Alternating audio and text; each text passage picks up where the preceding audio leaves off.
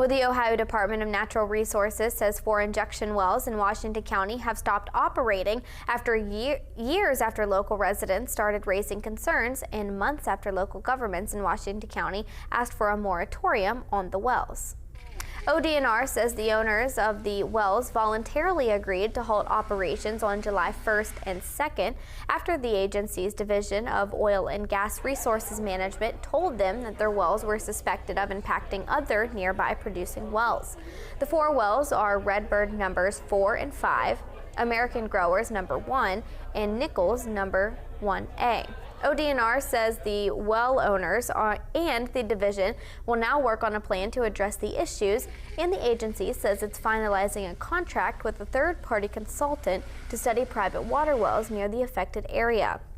Charlotte Nichols, who said she owns Nichols 1A, reported to WTAP that the well had not ceased operations.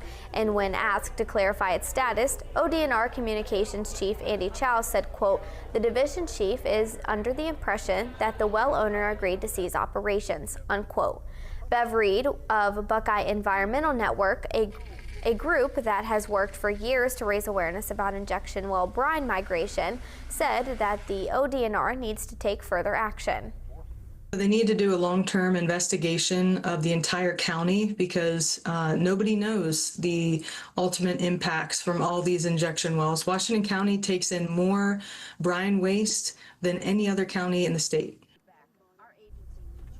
Bob Wilson of Wilson Energy, a man whose flooded oil and gas production wells first motivated ODNR to investigate the issue in 2020, said shutting down the injection wells won't undo the damage migrating brine has done to his business.